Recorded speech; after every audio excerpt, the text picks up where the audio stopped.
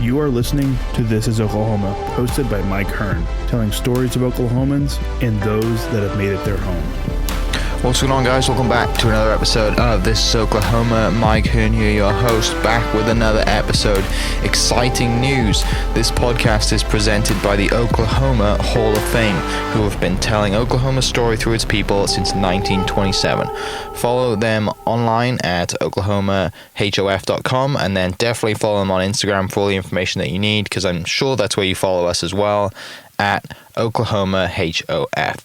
Let's get into today's episode. What's up, guys? Welcome back to another episode of This is Oklahoma. Mike Hearn here, your host, back with another episode down in Oklahoma City today with Steven Vekony. Mate, thanks for reaching out and coming on the podcast. I'm really excited, and I'm glad. Like, some people say to me, like, do people reach out for the podcast and all the rest of it? And I think as Oklahomans, we're kind of humble and we don't want to reach out, but I'm glad you did, because I assume there's going to be some amazing stories that come from this. So thanks for having me down at the house, and looking forward to sharing some stories. I guess let's start with the last name, Vekony, right? There's not many people in Oklahoma with a name like Vekony, is there? Yeah, I always tell people, let me know if you find one, because they're probably related to me and I've just never met them before and long lost kind of thing. But it's Hungarian. It means slim. A lot of my family immigrated from Hungary, and I've got a really spread out family. Have you done the whole family tree thing and looked back and seen where people are from? The whole spit in the tube kind of ancestry thing. Yeah, my mom's super into that. So she's done it for all of us, but I haven't really taken the time to digest it all. So I guess you were born and raised in Oklahoma then, right? Yeah, I was. So my parents split when I was very young. I was born in Georgia. My dad was in the military, and I moved to Oklahoma because that's where, my mom's mom lived at the time. So I grew up in Ada, Oklahoma, went to high school in Bing, right outside of Ada, just like the search engine. The only thing that is famous, because no one uses Bing, do they? Exactly. I don't know anyone that actively uses Bing, unfortunately. No, it's definitely not the to go to. Yeah. So growing up out there, small town, small high school, a lot of classmates then went to OSU? I was the only one in my class, actually. Really? So we were the smallest 4A school in the state. Had no football, anything like that. I was the only one that went to Oklahoma State in my graduating class of 84. Yeah. A lot of students went to ECU, East Central University, which is in Ada. Right, in Ada, yeah. And went that route. Yeah. They were in our conference, ECU Tigers, right? Yeah. Yeah, I went to Southern Nazarene. They were in our conference. Okay. They did at the time I was there, they had a really good girls golf team. The men's wasn't very good, but the girls was really good. So that's the only reason I know of ECU and stuff like that. So in high school then, were you big involved in sports and stuff like that, or not? Or were you the mascot in high school? No, not really. Okay. I wasn't involved in sports. I always tell people that the most competitive sport that I can participate in is ping pong, and that wasn't really a high school activity. I mean, it's in the Olympics. It should be. It's competitive though. We had a table in my freshman year. We had a table in our dorm room, and I mean, we stayed up as long as possible to play games. Oh, if it was in your dorm room, I mean, it was probably taking up the whole thing. You probably had to have the beds that fold down from the wall. Yeah. It took up the entire side. That we had like a fourplex, so we're like a bedroom either side, and then like a room in the middle, kind of like what we're in now. And it took up the entire living room. Yeah. And we loved it. It was, we didn't need TV or anything. It was ping pong or nothing. Yeah. And I'm terrible at ping pong, but I got to a point where I could actually kind of compete a little bit. Right. Put a little spin on it. Yeah, tiny. My forehand's terrible, but the backhand was pretty good, which I don't understand why. Anyway, that was, I haven't touched a table since I graduated, so I'd be terrible right now. But so you were pretty competitive at ping pong, but what were you, when you went to OSU, were you going to just study and I want to go to OSU because... Man, to be honest, I grew up an OU fan, which is, pretty ironic. Yeah. But I was involved with FFA in high school. agricultural organization, and OSU, is the school for that in the state. So I ended up running for state FFA office my senior year and did that in college my freshman and sophomore year. And, if you're a state officer, you go to OSU, and that's, just kind of the understood. So OSU was really the first college that I ever stepped foot on, and really fell in love with the fact that, one, everybody was super nice, and two, the school made the town. It's a little, the college feel was there. So it's definitely over, like, and I know obviously I've had people on the podcast and from Norman and OU fans and been to OU, but there's nothing like being in Stillwater, because you're right, the entire college is the town. It's not like Norman where there's other life going on around it to the extent that there is in Norman, whereas in Stillwater, like, I'm sure during COVID, the place is still a ghost town now. In the summer I was there 2 summers out of my 7 years in college. I got my master's, so it wasn't like 7 years of undergrad. You're not a Van Wilder, right? No, not at all. But it was definitely obvious whenever it was summer, because it was, half the population was gone. So, that must have been. That's one thing that me coming from the UK that I think I definitely would have loved. If I go back and I go to school again, then I would totally go to a state school and I'd try and walk on the golf team. Rather than like, hindsight, it would be great to do that, and I would have loved to have had the money to do that. But being here now, knowing what it would have been like from friends and talking, listening to people who went to OSU or OU, like going to a big school like that must have been, it's so much fun. So you're involved in FFA, you kind of go to Stillwater because it's comfortable, it's normal to you, like you feel at home there. And it's, even though it's quite far away from Ada, it's still like it's home, and similar colors as well, which is a nice thing. A little bit similar to ECU. So you're at Stillwater, and when do you think, I go to a game and I want to be Fistful Pete? Well, to be honest, it wasn't even at a game. So my sophomore year, I was serving as state FFA president at the time, and every year at state convention here in Oklahoma City, the state president gives a retiring address, and it's always a competition kind of with the former state presidents on who can have the best entrance to their retiring address.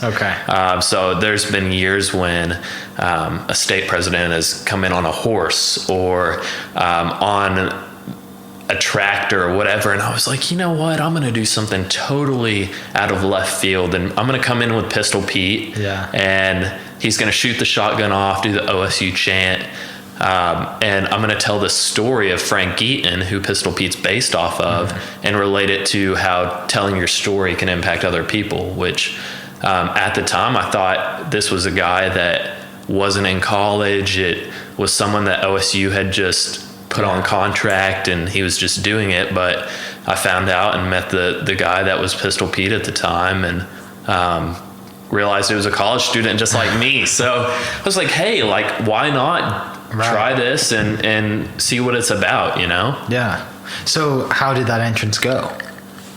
I had a lot of people tell me that they peed their pants. So, you're inside the Cox Convention Center. It's not out in the open like Boone Pickens is. And, it's one of the last sessions of the day for state convention. You've got FFA members that are super exhausted, been busy all day, and some of them are sleeping in their chairs, and to hear a shotgun go off inside echo through the Cox Convention Center. I had a lot of people tell me they peed their pants. Do we have it on video? There was a YouTube video of the whole retiring address a couple of years ago, and I looked for it not too long ago, and I think it got taken down or something. I don't know what happened. We'll have to find that somewhere. Got to find it in the archives. That's hilarious. So from that moment, you meet the current Pistol Pete, and he's like, hey, like, I'm retiring soon, like, I need to hand. How does that process go? You don't just say, hey, I want the job. Like, I'm sure there's like there has to be an audition for it, surely. Yeah, there is every year. So there's 2 Pistol Petes that serve as Pete for OSU each year. Typically the way it works is one of them is older than the other, so they normally do it for 2 years. So one's going out, one's coming in. Gotcha. At the time, Landon was his name. He's from Holdenville, was going out, and I had started going to events with him and just saw what Pete was like outside of the football games and the basketball games and things like that. And I really started going to, children's hospitals with him and seeing that kind of side of it and how special those like one-on-one interactions are. So process is pretty intimidating. Guys that used to be Pistol Pete 25, 30 years ago were the judges, and you sit down in front of them and, run through, what makes you want to try out for Pete. They put the head on you and see if you've got the walk and that kind of thing. The swagger and all the rest of it. The certain swagger that Frank Eaton had when he was, the actual living mascot for the university. And they picked the guys that night, and they start doing events 2-3 days later. Yeah. Throw you right in the deep end. Right in the lion's den. It's like the head's so tall. I remember my first appearance walking through my first doorway. You have to kind of squat with the head on. And I remember hitting the top of that doorway and about falling back on my back. Oh my gosh, it was crazy. Yeah. Were you kind of, because it takes a certain type of person to have the ability to do that, right? Like, were you kind of really naturally outgoing that wanted to do that, or was it easier to kind of put the head on and not have not people see you, right? Yeah. Like, it's like, the Batman mask or whatever, but like people don't know it's you, do they? I assume. Well, so a lot of colleges, that's definitely the case. You go to schools like Auburn, and if anyone finds out who Obby is, they have their scholarship taken away. So it's a lot more secretive in schools like that, where with Pistol Pete, you've got a 45-pound head in a bag, and you're walking with these bright orange boots on, and it's kind of like put two and two together. And so it's not as secretive at OSU specifically, but it took me 3 years to get Pistol Pete, and I tried out 3 times. Really? So I had sat in front of those judges a lot. Yeah. And at the time I look back and I think that the timing, it was, it happened for that reason. And I continued to go to events with the guys that were getting Pete, and just kind of seeing that, and just I just was really passionate about that and serving the school in that way specifically. Yeah, it must be really cool to be,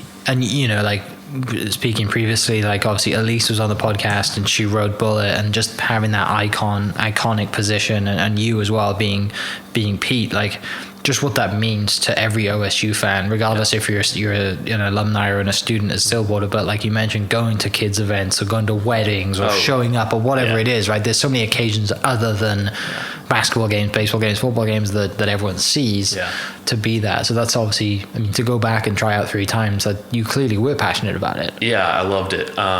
We do a lot of things outside of, sporting events, and to go to the weddings. I think in the 2 years that I was doing Pete, I probably attended 200 weddings. Yeah. Just alumni getting married. And, everybody has that certain connection to Pete. Mm-hmm. And you go to a school like OSU where the mascot is the most recognizable logo that school has, Mm-hmm. Other schools, it might be the letters or whatever it is for them. But OSU, it's Pete, the mascot, is the primary logo, which makes it super cool. Yeah. So everybody has that story of their OSU kind of journey, and the fact that they want Pete at those big events in their lives was so cool, because being part of some of the hardest days in people's lives, like the children's hospital visits, and as crazy as it sounds, a couple funerals that I've known a couple of the Petes to do over the past few years. But also being part of those great days, like the weddings and the kids' birthdays, and it was super cool. Do people just reach out to the university to get that stuff then? I assume this has got to be just an email that you apply for. Yeah, it's a simple form. You fill it out, reason for request, things like that, and we get it forwarded to us from our boss Becky, who's in charge of Pete's and Palm. Okay. Becky's super awesome. She's like a mom to all the Petes. And we go to those events. On average, about 700 events split in 2 is, we've each got about that. Multiple a day over the weekends then? Oh, over the weekends it's packed. Yeah. There were times when I would drive to, 3 different weddings in 3 different towns in a Saturday night. Yeah. And just doing that like drive, and being on the road for a lot of time, having to tell my friends no to a lot of, things. But at the end of the day, it was so worth it. Just being able to be in that experience. Oh, I bet there's so many amazing things like that. So you're trying out, you try it for, a couple, 3 times, you get it. What are you studying during those 3 times? Yeah, so my undergrad was in animal science and agricultural education, and I student taught at Carl Albert right outside of Midwest City. I knew I wanted to go to grad school and get my MBA. So the last 2 years in grad school, I was doing Pete, so I got my MBA. Oh, so that probably helped you a lot then, being like you didn't have too much of a full schedule on the student side of things, right? Yeah. So I had a couple of online classes, a couple of in-person classes, and I really liked grad school, honestly. I hear a lot of like, oh, grad school, I don't know if that's for me, or like it's too hard. And I preferred grad school over undergrad, if I'm being completely honest. I just liked it a lot. Yeah. That so your Pete, everything's you study in your Pete, you kind of know planned direction, and you got like kind of life, I guess, planned out roughly after you graduate, because you don't just get an MBA and think, you kind of have an idea of what you want to do after, right? I'd like to think so. Never mind. I didn't know. You don't really know what's all out there until you're out there, kind of thing. I started working for the Myriad Gardens here in downtown Oklahoma City, doing vet management, and now I'm doing pharmaceutical sales. So it's like 2 ends of the spectrum, So I really like sales. I think it's awesome that I'm able to not be stationed in one desk for 8 hours a day, but being, going out and talking to people and moving, just kind of like I was doing with Pete. Like I was on the move all the time, and it's kind of the same way with this. Yeah. Does that help you with your job? I think it does. I always tell people that I do lunches with doctors or whatever with my sales job. I'm like, you got to bear with me, because I went from a job where I didn't talk at all. I wasn't even allowed to talk, as a mascot, to now I just talk all the time with the doctors and stuff. And it's like, bear with me. But I think it kind of prepared me a little bit. Yeah. So tell me about like that moment where, you are, they say, yes, you're going to be Fistful Pete. Like, how was that moment? What is it like? And then, what do you do? I guess first event after that. Yeah. So it was pretty emotional. I won't lie. Coming from a small town, trying out for things, it was a position where you got those things that you tried out for because there was no other option. You know, you're in a small town, and it's like, okay, we need 5 people on the basketball team. Like, we have 5 people here that someone's going to go to it, right? Yeah. Like, but with Pete, it was like the first thing that I really, really wanted that didn't work out in the end, you know, and I thought, okay, next year I'll try out and maybe it'll happen again. And again, it was a no. And to hear the yes on the 3rd year was like, it all fell into place and the right timing. And, you know, it was pretty emotional. First event I did was at the OSU Alumni Center. Had an event there. It was an auction event, and I'll never forget putting that on and going for that 30 minutes. It was great. And then the second event I had was actually back at the FFA convention. So I did an event for a breakfast at the convention on day 2. And I was supposed to be in the head for 30 minutes, and it turned into an hour and a half. So I'm wearing this 45-pound head sitting on my shoulders for an hour and a half, and I only thought I had to be in it for 30 minutes. And I remember driving home afterwards and not being able to check my blind spot. I'm like, okay, I've got to go in the right lane. You know, let me just hope that there's no car over in the right lane. It was so different. The feeling of soreness was, I've never felt anything like that. Does it come with does it have like a strap or anything? No strap. Or is it literally just the head? It sits on your head, shoulders. On the shoulders, Sits on your shoulders. It's almost like a baseball helmet inside. Okay. And then it sits on your shoulders. So it on here and here. Yeah. Wow. It was. Man, I think my neck got stronger as the events continued. But it was a rough night. So what would have been first kind of sporting occasion then? First sporting event that I did as Pete, man, that's tough. I guess it would have been that first football game. It would have been the fall, right? Yeah, because we try out at the end of the semester, and then summer happens, and then football season happens. Okay. So it would have been that first football game. And awesome thing is, the new Pete jumps off of the gator at the 50-yard line for the first game. Yeah. So I remember going to practice, and Pete's standing up on the back of the gator. There's two things to hold hands to, and I remember the first time that we were practicing before the game, they had it in reverse on accident, the gator.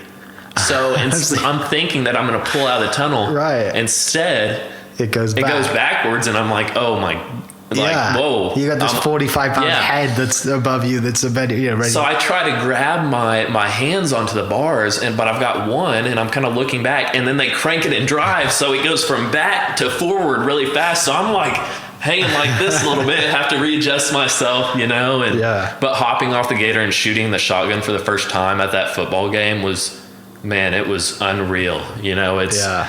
It's like that's what all the students look at, and they see like that's the hype of the game and stuff, and being able to do that for the first time is so awesome. Yeah, because everybody's eyes are on you at that point.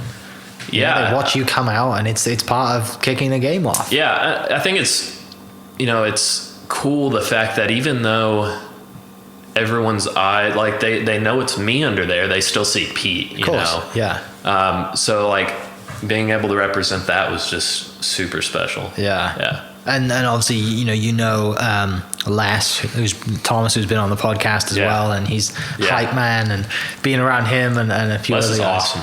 Yeah, he's so great. Because he would have been around you quite a bit, right? Yeah, we were around each other a lot on basketball games, football games, all those kind of events where Pete was a part of some kind of timeout. I was in there with him while he was doing the hype man stuff. Did you prefer basketball to football, or the other way around? It's a little different. Because basketball, you probably got a little less room.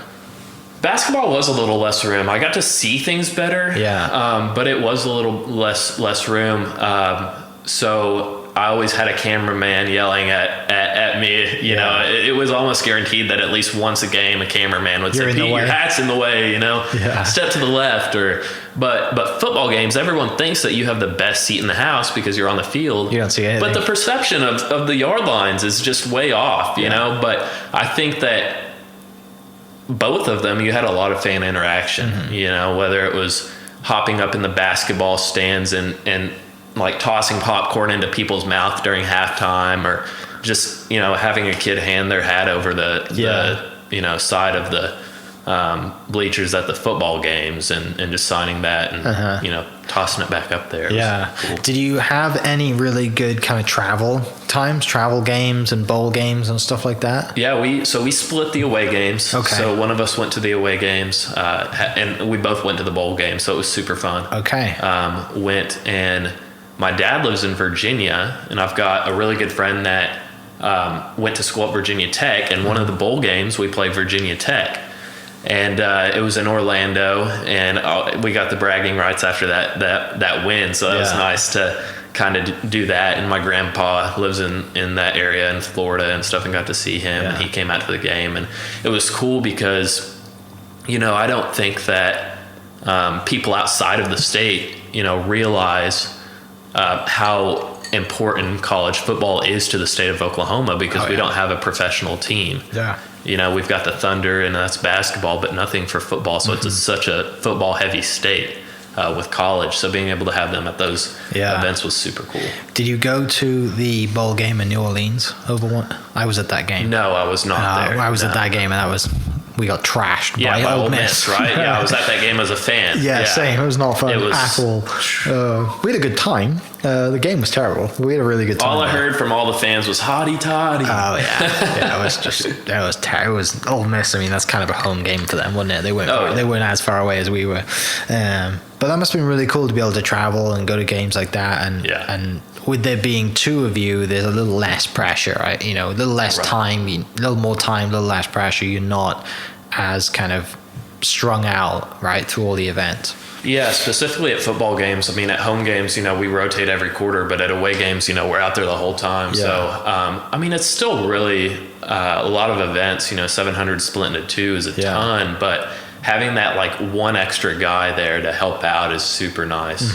So you both work the home games then? Yeah, we both work the home games. Okay, because no one knows who's under there, right? Yeah. So we the way to tell the Pete's apart is by the color of bandana they have in their back pocket. So I had a white bandana in my back pocket, and I was that Pistol Pete, and then the partner had an orange bandana in their back pocket. Yeah. So I'll have to look for that next game. Yeah. I didn't know that. That's really cool. So any like kind of moments that really stand out? I'm sure it must have been some of the, any moments that stand out from like a sporting side, and then I'll go to the other side. Yeah, I had a really cool trip to LA. It was because of the college football playoffs. They wanted to shoot a video with college mascots inside of the Bachelor Mansion. So it was the day after Bedlam, and we had 15 mascots meet up in LA and filmed a final rose ceremony with 4 roses for the 4 football playoff spots. Yeah. So I got to meet a bunch of the different mascots in that way, and we're all part of this like group me on our phones, group text message. And there's like 900 mascots from around the U.S. in this group me. It's super crazy just scrolling through and seeing the different guys or whatever. I can't reveal any names. Oh, of course, yeah. That's amazing. Yeah, but the sporting events were awesome. I think the most embarrassing thing that ever happened whenever I was Pete happened at a sporting event, and my family was there. We played Pittsburgh in the Steelers stadium, and Pete has this kind of like, everyone asks, does Pete do any flips? 45-pound head that doesn't strap on your shoulders, it would be a disaster. But we do this move where you lay the head down and you almost kick your feet up into a headstand. Okay. So I had done this headstand after a touchdown. Yeah. But I looked up and my family had gone to the concession stand and got popcorn. Of course. So I'm like, okay, on the next touchdown, I've got to do it. Yeah. Well, I did it again on a part of the field that was sloped for drainage, and my feet fell backwards. So I was in a scorpion, like. It looked like Pete could fit in a cardboard box. It was like one of those acts, but rolled over real fast, jumped up, and half the people in the stands were like, "Oh my gosh, are you okay, Pete?" Okay? Yeah. And then half of them were like, "Oh my gosh, that was awesome! Like, I can't believe he just did that. That was crazy." You just kind of shrugged it off. I was like, "Yeah, I totally meant to do that." Yeah, the only people that got a photo was my dad, because I told him I was going to do it during the game, and he actually got a photo whenever I put the head down. So it's like a time lapse of like me falling into this scorpion yoga position as Pete. That is brilliant. You mentioned Bedlam. What was Bedlam like, and then what was the Texas game like? Bedlam was rough, but honestly, the coolest game I got to go to was in Norman for Bedlam, my second year as Pete. We had a shootout of high scoring game, lost by a 2-point conversion, but I had a lot of fun just like being there and it being a great game, and like one of those games that really determined if OU was going to make the playoffs or whatever. And I remember walking in between the student section for OU and our players' bench and how close it was. I mean, probably the width of my counter here. And it was some guys grabbing the Pete head and stuff. And I had saw somebody's debit card, the guy that grabbed my head, his debit card was literally sitting there. So I grabbed it and I was like this until he let the head go or whatever, just kind of messing with playing people, around, like no harm, no foul, but it was super fun. Rivalries, I mean, they're great. Yeah. Was the Texas game good as well? I had my aunt fly in from Ohio for that game. Okay. And we won. It was homecoming, and we won on the last drive, I believe. And my aunt in her 50s jumped over and stormed the field. That's amazing. It was awesome. She had a great time. I mean, people storming the field. I was like, caught her, and she stormed the field, and it was great. So. I took my parents were in town for homecoming last year, and so I got to take my dad and my brother to homecoming, and they'd never seen anything like it. They're like, this is college sports. I'm like, yeah, this is college football. Like, have a great time. And they absolutely loved it. Yeah. I guess for you, that was probably the biggest kind of occasion of the year, right? Like you are super busy that day. You're on the whole day. Yeah, it's wild. We have, the fraternity sororities paired together pumping the nights before, and Pete kind of goes around and, you know, makes visits to all the houses, and then we have a photo session, and it's a long week. But I'm sure it's fun. busy. Yeah. So tell me about the appearances. Like, obviously, you know, you being Pete and going and seeing the kids and all. I mean, like you said, some Pete's have gone to funerals, like what that means. And that I'm sure is like the fulfilling side of it. It's great to go out in the stadium and have 80,000+ fans screaming at you, but seeing what it does to people when you show up, right, as a surprise, that must have been really cool. Yeah, it was cool. You know, I'll never remember the exact scores of those football games that I go to, but one event that really sticks out was a trip that I did to Skiatook, Oklahoma. I got a text message from someone that her grandpa was going into hospice in a couple days, and gave me a list of 3 days and said, can you come out and make a home visit to him before he goes into hospice? And the 2 days that were furthest away from that day I got the text message, I already had events. So I picked the day that was closest, which was the next day. So I drove out the next day, and I went into the house, and that was another event where I hit my head because the ceilings were it never ends. Like, no matter how much experience.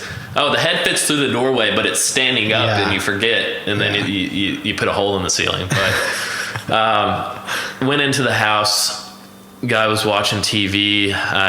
Their grandpa was watching TV, and you know, you could just tell that, like, it was kind of a low like mood and pretty rough day.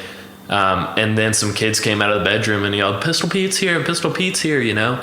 And we had all gone outside and took some family photos. And in the middle of the photos, he said this was the last year he'd be watching football, you know, from here, and he'd you know, be watching it from above in the future years.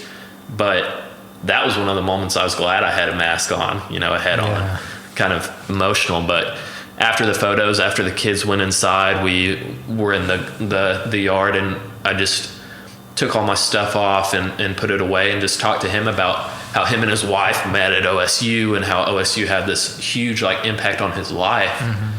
And I spent, you know, 30 minutes just talking to him about his life, which was super awesome. It was, you know, events like that in children's hospitals and the weddings and those important days in people's lives that, you know, I'm going to remember those events forever. And turns out that Pete's had kind of a spirit reunion a couple of months later, and I was told that the man that I'd seen passed away the next morning. So crazy how that timing worked again, you know, right? Like, I went and saw him, and to be honest, you know, if I had another day open, there's a chance I would have went a different day and wouldn't have gotten to have that experience with him and be able to hear his story and stuff, which is that's powerful, that's the coolest part. So. Hearing the stories and it makes you appreciate what you do a lot more, right? You know, because all the hype and it's busy and you go into games and, you know, it's work at that point, isn't it, when you go into games and stuff. But when you go and see like families and stuff like that, you realize that what you do is really special, and the opportunity that you have to do what you do it makes a huge impact. It's the best part. It's the best part. That's really, I love that. That's really cool. So going to weddings, going to birthdays, stuff like that. I guess you when you said you're not allowed to speak, that must be really tough because you've got people in your ear the whole time and not allowed to say anything. And but it's nice sometimes to be able to take, if you've got time to hang out, to take off the, you know. Because if you walk in with the boots, everyone knows who it is, right? Exactly. A lot of times I have to sneak in a back doorway and kind of, you know, go into a closet or something to like get ready for the appearance, and it's a secret a lot of times to the people that I'm there for. So I, you know, have to make sure not to spoil the secret myself. You know, so has there been any occasions where you can't shoot the guns inside, right, at a wedding, but has there been any funny stories or any occasions that has there ever been multiple Petes at an event, or you've gone to an event where there's been people who were Petes in the past? Yes, I have been to events where there were Petes in the past. There has only been one time when I showed up and my partner was at the same event, and we ended up actually double scheduling our schedules on that same event, and we both showed up. It's like, I don't know if you've ever seen the Spider-Man meme where he's pointing at himself. It's kind of like that meme. But like, what are you doing here? You know? But no, it was, you know, there's a lot of events where alumni Pete are there. There's been 92 Petes to this day, and a lot are active with OSU and just staying involved. And, you know, you go to a lot of schools, and some schools have 10, 12 people that are the mascot each year, and they just rotate events.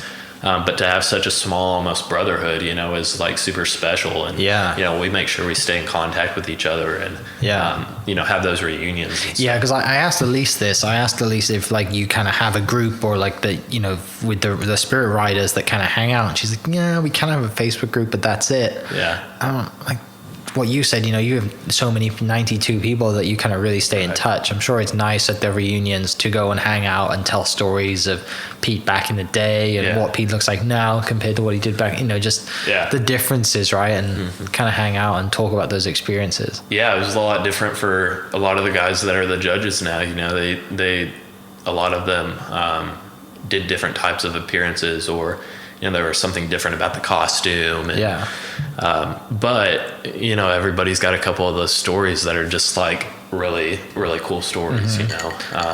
It's funny because back in the day, I feel like I would have gotten in trouble for some of the stuff that the people did back in the day that at football games or whatever, some of the stunts they pulled. But, you know, it was all in good fun, you know, and they have their stories, and every Pete thinks that they're the best Pete. Oh, of course, you have to. You have to have that ego, right? Yeah. The swagger and everything that goes along with it. It's always fun, you know, going back and forth who can, like, share the craziest story or whatever, you know. What are the, like, best perks to being Pete for 2 years? Oh, man. We got some access to the facilities of the athletes and stuff, so we were considered OSU athletes but not NCAA athletes, which is probably the best thing, right? Probably the best thing, not having to deal with NCAA rules. Honestly, so we had access to a lot of the same facilities and training centers and you know, educational, you know, study places, things like that, that the other athletes at the school got. You know, there was always the clothing and stuff like that. But do you get to keep the outfit? So we keep everything except the head, obviously, and then the chaps. Yeah. So I've got my own pair of boots. I've got my own set of spurs. I've got my vest from when I was Pete, and then I have a holster that was made by a place in Sand Springs that I still have. Yeah. That's cool. Yeah, it was super cool. I always tell, you know, people always ask, what are you going to be for Halloween? Oh, I'll just be Pete. Yeah, just same as I am every year. Right. Yeah. Has there been any occasions that since you've, like, kind of handed the head over, that there's been occasions, like, between now and graduation that, like, you have had opportunities to fill in? Does that happen? Yeah, it happens sometimes. The guys go to bowl games and they're both there, and there might be a women's basketball game or a men's basketball game at the same time, and they ask the Petes that, you know, have already done it to come back and fill in for a game. And it's always fun seeing that, because that's like something that rarely happens, but, you know, it does sometimes happen. So I think one of the guys that came back for a game pulled out, he used to use a bullwhip, and he had you know, it's always like bringing back the glory days of like, what can I do here? This is my one chance since I've done it, you know? Right. What can they do? Fire me? Like, you know, like exactly. I'm kind of, I'm coming back as a favor. Exactly. Is there anything like that kind of, that's kind of underrated, or people would have no idea about that you get or have to do as Pistol Pete, that people just would never guess that you'd have to do or get something like that? I think a lot of it goes back to the weddings. I always get, especially people that didn't go to OSU, they're like, a mascot at your wedding? Like, what is this? You know? So a lot of it is that, but I also just don't think that people really see how many events go on. You know, they see Pete at those sporting events, and that's really a lot of what they see him at, and that's about it. But the biggest thing that I think people don't understand is just the history behind Pete. I think the history is so cool. The fact that and history was my least favorite subject in high school. I couldn't stand it, but the fact that Pete was based off of a real person that actually settled down in Oklahoma and was the actual mascot himself before he passed away is just, a lot of people that go to OSU don't even know that, Yeah, so I think it's a fictional character that's been created by the marketing team. Yeah, exactly. Yeah. So you had like those last years. Do you guys do anything special for the last game? Oh, man. Like to have like your last game or your last event, is there anything special that you guys do? Not really, except reminisce how fast it went. Yeah. It's crazy to put the head on for the last time, and take it off is even crazier. To take it off, it's really emotional. Like, this is what your life was for 2 years, 1 or 2 years. And, obviously all the guys that were Pete cared about it a ton. It wasn't a job. It was a lifestyle. To take that lifestyle off is so weird. Going back to a football game for the first time after I was Pete, being in the stands. Yeah. I was, I didn't know what to do almost. I was like, man, I want to be back down there, and be a part of that again. But it's, soaking it up is just really like emotional when that last time you take it off for the final time, Yeah, nothing special like shooting off 6 rounds or anything, but it's just looking back and just thinking about how fast it went. Do you want to be on the judges panel now? Have you been on the judges panel yet? I have not been on the judges panel yet, but I think you have to have a 5-year gap in between when you graduate. But I would love to do that in a way, and I would love to be able to give back in that way, and just be able to really stay involved with it. We had a 60-year reunion a couple years back, and just seeing the involvement from the guys that were Pete, still being active, and they might not even live in Oklahoma anymore, but they come back for these events and stuff.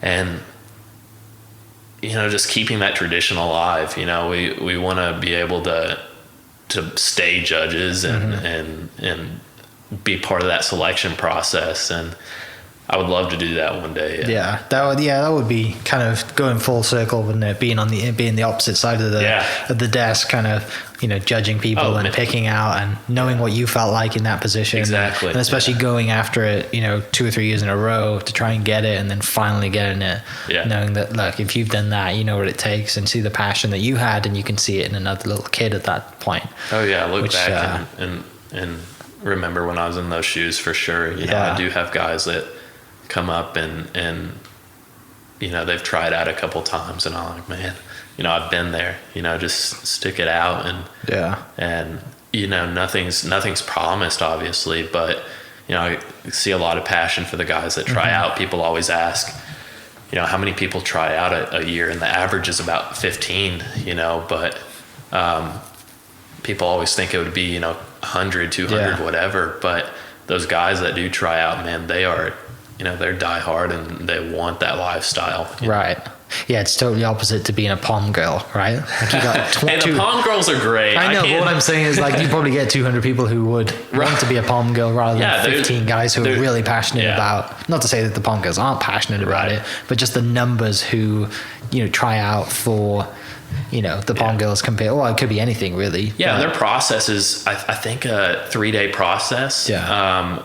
Compared to where Pete, it's a night process, and you find out that night. So those girls are going home and not knowing. But yeah, a lot different of a process. Yeah. Well, mate, that's, I can't wait to listen to this back and listen to the stories and share these stories to the podcast and to the Instagram as well, with people watching the video on YouTube or anywhere else. So right now you're in medical sales. Yeah. You live in Oklahoma City. Any plans in the future? What have you got going on this year, or I guess for next year? Man, there's no. I look back a year ago from today, and I didn't really see this happening. I would love to maybe do professional mascotting one day. I don't know. Is Rumble going to retire anytime soon? I have no idea. Yeah, I have no idea. But I would love to do something like that.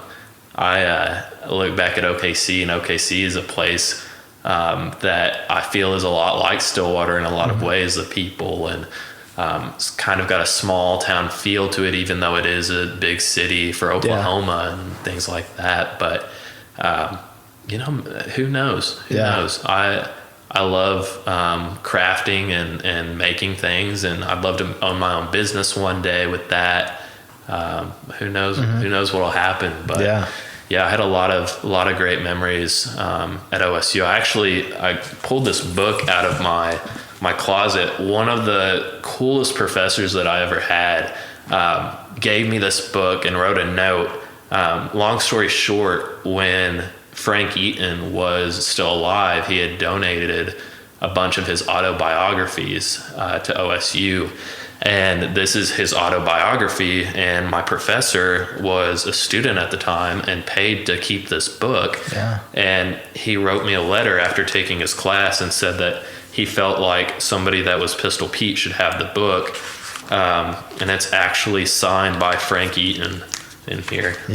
But super cool, just his actual handwriting and stuff, and just having that, but that history of it, and him giving me that, Dr. Joplin was super cool.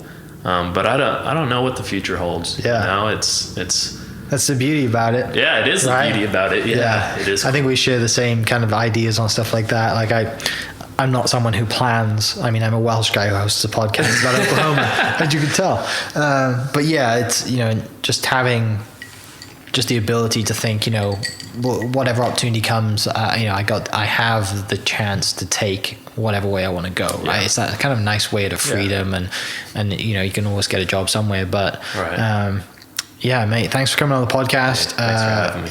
For everyone listening, how can they follow you? How can they ask you questions about potentially being Pete in the future? Stuff like that. Probably the best way is TikTok. No, I'm joking.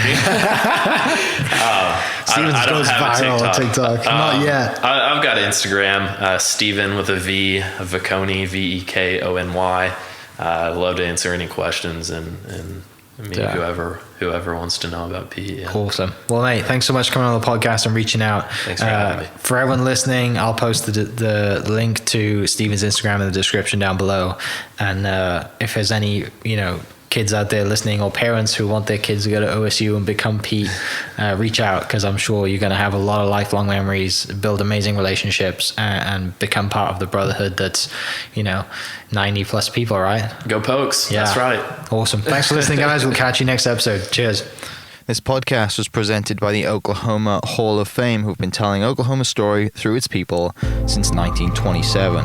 Follow them online at oklahomahof.com and definitely on Instagram at oklahomahof. Catch you next episode. Cheers. Thank you for listening. We are inspired by those around us and hope that you are too. Make sure you subscribe to this podcast on your favorite podcast platform and leave us a review so we can keep telling your stories. For more great Oklahoma content, follow This Is Oklahoma on Facebook and Instagram.